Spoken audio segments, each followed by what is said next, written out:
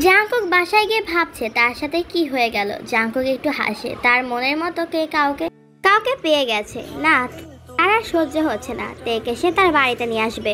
এভাবে কেটে যায় 5টা দিন। জাংকুক তার অফ টাইমে ফুলের দোকানে যায়, একটা কালো গোলাপের ছোট্ট বুকে কিনে আনে। কালো গোলাপ তার খুব প্রিয়, নিজের প্রেয়সীকে না হয় এটা দিয়েই বরণ করবে। জাংকুক অপেক্ষা করছে তার জন্য। তে আসবে বলেছে। জাংকুক তার কেবিনে বসে আছে, পেশেন্টের রিপোর্টে সে মনোযোগ দিতে পারছে না। জাংকুকের অবসান ঘটিয়ে তে আসে। ব্যাপার কি কালো গোলাপ? তে জাংকুক একটা দীর্ঘশ্বাস ফেলে আর বলতে থাকে, কিভাবে শুরু করবো জানি না, তবে তুমি আমার মনে আস্তে আস্তে গড়ে ওঠা ছোট্ট গোলাপ। কিভাবে এক বীজ তুমি বুনেছো তা আমি জানি না। আমি শুধু জানি আমি তোমাকে ভালোবাসি, হ্যাঁ অনেক ভালোবাসি। তুমি একবার আমার হলে আমাকে ছেড়ে কোথাও যেতে পারবে না। যেটা আমার সেটা আমারই, আর তুমি আমার মনে আছো, তুমি আমারই হবে।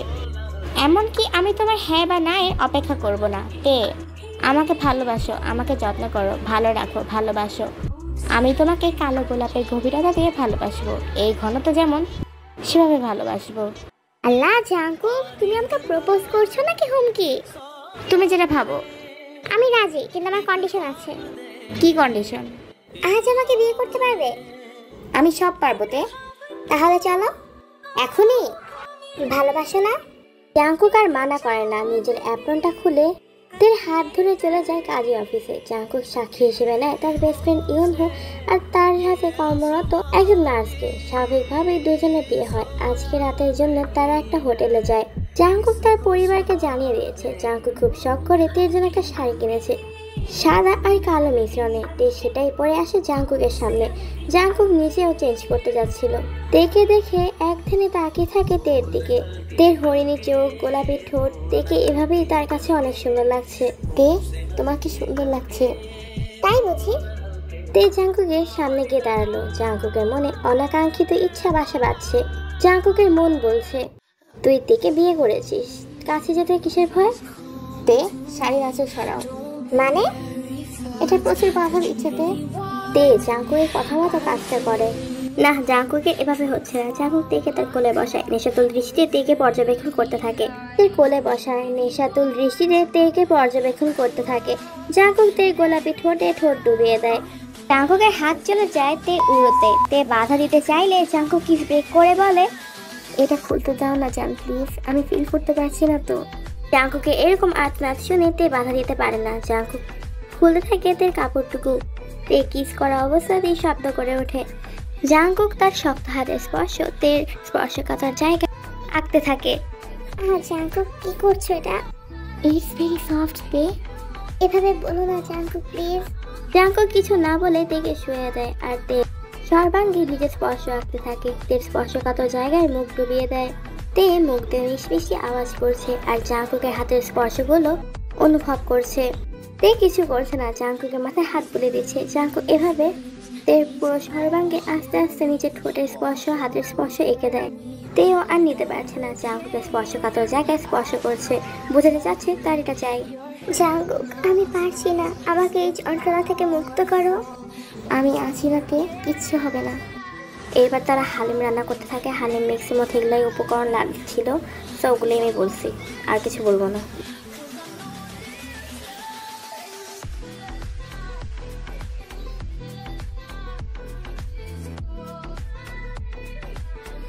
এভাবে কেটে যায় 6টা ঘন্টা।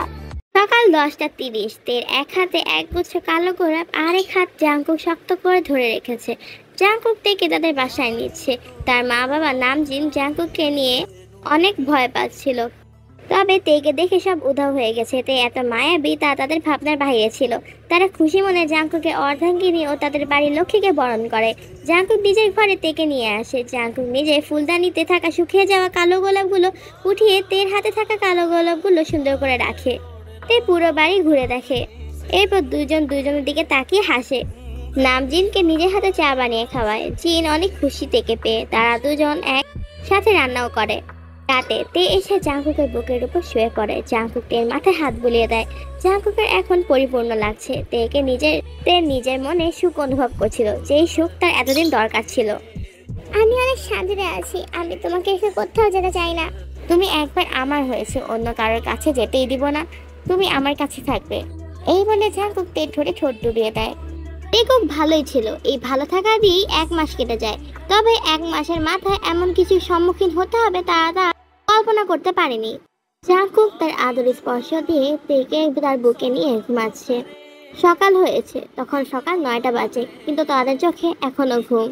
তখন নিচে চেঁচামেচি শুনে জাঙ্কুক উঠে যায় আর তের সাথে নিচে যায়। এই তে, তুমি সবাইকে রেখে এখানে কেন এসেছো? সবাইকে চিন্তায় ফেলে মেয়ে এখানে আছে। এখন আমাদের মাথা না খেয়ে চল এখান থেকে। সে এখনো স্তব্ধ হয়ে তাকিয়ে আছে তার পরিবারের দিকে। অনেক হয়েছে তে, চলো। হুগাম গিয়ে তের এক হাত ধরতে নিলে জাঙ্কুর সাথে সাথে তের আরেক হাত ধরে ফেলে।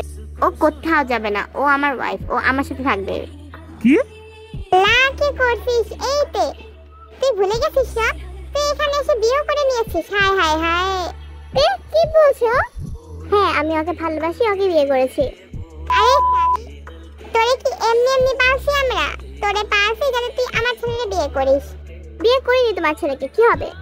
তাহলে টাকা বের কর, তোদের পালছি সেগুলোর টাকা। কত টাকা লাগবে আপনাদের? মা, আমার থেকে লাগবে। তুই বাসায় চলতে। তে জাঙ্কুকের দিকে তাকায়। কি কোথাও যাবে না ও? আমি আজ যাই, আমি তোমার কাছে আসবো। চলো। না, ও কোথাও যাবে না। জাঙ্কুকের মা জিন জাঙ্কুকের হাত ধরে ফেলে। জাঙ্কুকের সামনে তার প্রথম ভালোবাসাকে নিয়ে যায় তার পরিবার। আশার অবস্থা প্রচুর বাজে। তে ডিপ্রেশনে চলে গেছে, যা তা শুনেছে সবাই। ডিভোর্স দিবি তুই ওই ছেলেকে? দিয়ে দিলে চিন্তা করো না, এটা পেয়েছো, নাস্তায় কোনো জায়গা পায় না। ক্ষমা করে দিন ওকে। তে নিজেকে সামলাতে পারছে না, রাত হয়ে যায়, এখনো তার ঘুম আসছে না। ডিভোর্সের কাগজ নাকি রেডি করছে। তে পারবে জাঙ্কুকে ছাড়া বাঁচতে? তে নিজের মুখ ঢেকে কাঁদতে থাকে। তোমার শ্বাসকষ্ট হবে, কাঁদে না। আমি কিচ্ছু জানি না, আমি জাঙ্কুকে ছাড়া বাঁচবো না। জাঙ্কুক? জান, আমি তোমাকে ছেড়ে থাকতে পারবো না। কোথা থেকে এসেছো তুমি? ছাদ থেকে। তুমি পাগল? তোমার পাগল। আমাকে জড়িয়ে ধরো জাঙ্কুক, আমাকে আদর করো। আমি আছি তো জান। এই বলে জাঙ্কুক তেকে জড়িয়ে ধরে আর ঠোঁটে ঠোঁট ডিবিয়ে তেকে ভালোবাসার রাজ্যে নিয়ে যায়। হয়েছে, তে জাঙ্কুকের ভালোবাসা গ্রহণ করে নিশ্চিন্তে ঘুমাচ্ছে জাঙ্কুকের বুকে। জাঙ্কুক এখন চলে যাবে। তেকে আলতো হাতে সেখানে শুয়ে বেরিয়ে যায়। সকালে তুই ডিভোর্স দিলেই কি? আমি তো দিচ্ছি না। তুমি দিতে বাধ্য, তুমি আমাদের না বলে বিয়ে করেছো। আগে থেকে তোর বিয়ে ঠিক ছিল, তুমি বিয়ে করতে পারো না। তুই কি পছন্দ থাকতে পারে না? না পারে না, আমি তাদের আশ্রয় দিয়েছি। তুই আমার ছেলের বই হবে। কত টাকা লাগবে আপনাদের বলুন? অনেক দিতে হবে, কিন্তু আমি টাকা নিব না। জাঙ্কুক সোফা থেকে উঠে তে ঘরে যায়। তে জাঙ্কুককে দেখে উঠে বসে। তেকে ঘরে বন্দি করে রাখে এখন ওরা। জাঙ্কুক তের হাত ধরে বলে, এই তে, তুমি যাবে না আমার সাথে? তে জাঙ্কুকের 2 হাত ধরে বলে, সম্ভব না। তুমি কথা দিয়েছো, তুমি আসবে আমার কাছে। আমাদের ভালোবাসা সম্ভব না। তুমি চাইলেই সম্ভব তে। আমি তোমার তে থাকতে পারবো না। আমি তো তোমারই জাঙ্কুক। আমি ওদের কিছু বলতে পারবো না। আমি অর্ডার করছি তে, মুখ খুলো। আমি তাদের নিয়ম প্রমিস ভাঙতে পারবো না। আমি নিয়ম পরিবর্তন করে দিব তে। আমাদের ভালোবাসার গল্প হতে পারে না। আমি লিখবো আমাদের ভালোবাসার গল্প। ওরা আমাকে মেরে ফেলবে। আমি ওদের মেরে ফেলবো তে। তে উঠে দাঁড়ায়, জাঙ্কুকের 2 হাত ধরে বলে, জাঙ্কুক সব শেষ, আমি আর আসতে পারবো না। জাঙ্কুক থেকে বেশ জোরে ধাক্কা দেয় রাগের জন্য। তে তা সামলাতে না পেরে তার ড্রেসিং টেবিলের সাথে লেগে পড়ে যায়। তের মাথা থেকে রক্ত পড়তে থাকে। জাঙ্কুক তের মাথা তার কোলে নেয়। এই তে, কি হলো? একে সবাই ঘরে ভিড় জমাতে থাকে। এরপর তেকে হাসপাতালে ভর্তি করা হয়। সঠিক সময় আনার জন্য রক্তের বেশি ব্লিডিং হয়নি, তাও 2 ব্যাগ রক্ত লেগেছে, যা জাঙ্কুকই দিয়েছিল। জাঙ্কুক বাড়ি চলে আসে। সকালে জাঙ্কুক তের বাসায় বসে আছে। তের রুমে সবাই তেকে নিয়ে পড়ে আছে। এখন তে অনেকটাই সুস্থ, তবে পুরোপুরি না, এখনো শরীর দুর্বল। জাঙ্কুক সাহস করে তের কাছে যায়। তে জাঙ্কুককে দেখে চিৎকার করে বলতে থাকে, আসবে না, আসবে না আমার ঘরে, যাও এখান থেকে। কি হয়েছে তে? তুমি আমাকে মেরে ফেলবে। জাঙ্কুক আর নিতে না পেরে সেখান থেকে চলে আসে। তখন তার ফুপি আয়ু বলে, এখন তো ডিভোর্স দিবে। যদি ডিভোর্স দেয় তাহলে আমি আর জোর করব না। তোমার কাছে আসবে না, ভালোবাসা তাকে আমার কাছে আনবে। কাল তের ইচ্ছায় ডিভোর্স হবে। আজ জাঙ্কুক এসেছে। তের হাত ধরে বলে, তুমি তো আমাকে ছেড়ে চলে যাবে, তাই না? তুমি তো ভালোবাসো না আমাকে। তুমি যা চাবে তা হবে, কিন্তু তোমাকে ছাড়া কিভাবে থাকবো? তুমিও খুশি থাকতে পারবে না। তে লক্ষ্য করেছে জাঙ্কুকের চোখে জল। জাঙ্কুক চোখে পানি নিয়ে সেখান থেকে চলে আসে। শেষবারের মতো তের দিকে তাকায়। তেও তাকিয়েছিল আর বুকে মোচড় দিচ্ছিল। মনে হচ্ছিল এখনই গিয়ে জাঙ্কুককে জড়িয়ে ধরি। পরদিন সকালে জাংকুক আসে তের কাছে। হঠাৎ তে তাকে আপটে জড়িয়ে ধরে। জাংকুক, আমি তোমাকে ছাড়া থাকতে চাই না, তুমি কিছু করো, আমি তোমাকে ছাড়া বাঁচবো না। জাংকুক আরো শক্ত করে ধরে বলে, আমি দেখবো তে। এরপর তাদের লিভিং রুমে আনা হয়। তে, তুমি সঠিক সিদ্ধান্ত নেবে আমরা জানি। আর প্রোগ্রাম হাসছে, কারণ তারা জানে তে তাদের কথা শুনবে আর জাংকুককে ডিভোর্স দিবে। কিন্তু তাদেরকে চমকে দিয়ে তে জাংকুককে জড়িয়ে ধরে, জড়িয়ে কেঁদে দিল শব্দ করে। আমি পারবো না তোমাকে ছাড়তে, কোনোদিনই সম্ভব না। আমি কঠিন কাজ করতে পারবো না, আমাকে বাঁচাও জাংকুক। তোদের লালন পালনের টাকা দিয়ে বের হয়ে যায় এখান থেকে, এটা ভুল করছে, ঠিক হয়ে যাবে। এইতে জাংকুক থেকে কোলে করে নিয়েছে আর ঘর থেকে বেরিয়ে আসে। বাড়িতে এসে বসে। জাংকুক দেখে তার কোলেই রেখেছে। জাংকুক বের হওয়ার সাথে সাথে অনেকগুলো গার্ড ঢুকে যায় সেই বাড়ির ভিতর। আর অবশ্য জাংকুকেরই লোক। আর কারে না শোনা, কি করবো আমি? আমার মা, আমার লোকরা আছে তো বাসায়, এমনকি তাদের টাকাও দেওয়া হয়েছে, তোমার কেউ আর কিচ্ছু হবে না। আমার ভয় লাগছে। জাংকুক ঠোঁটে ঠোঁট ডুবিয়ে একটা ডিপ কিস করে। তোমার ঠোঁটের স্পর্শে কতদিন পরে পেলাম জান, এখন নিজেকে জীবিত লাগছে। আমিও মিস করেছি তোমাকে। এরপর জাংকুকের কোলে বসেই তারা বাড়ি পৌঁছায়। তেকে দেখে জিন অনেক খুশি হয়। তে সবার সাথে আবার নতুন করে কথা বলে ঘরে যায়। ঘরে দিদি জাংকুক তে কোমর জড়িয়ে ধরে। এই জাংকুক, কি করছো? কি করছি? আরো এখন একটু আদর করে যান। আমি এত নিতে পারবো? সব নিতে পারবে জান, আমি আছি না। বলে জাংকুক তে ঠোঁটে ঠোঁট ডুবে দেয়। এরপর কি হয়েছে আমি জানি না। আর আমাদের গল্পটা এখানেই সমাপ্তি হয়। আর আমি জানি গল্পটা আমি দিতে দেরি করেছি, আমার দেওয়ার কথা আরও আগে ছিল, কিন্তু যে সমস্যাটা হয়েছে এজন্য আমি পারি নাই। যাই হোক, নিশ্চয়ই তোমাদের স্টোরিটা ভালো লাগছে। আর যদি ভালো লেগে থাকে অবশ্যই একটা লাইক করবা আর চ্যানেলে নতুন হলে সাবস্ক্রাইব করে দিবা।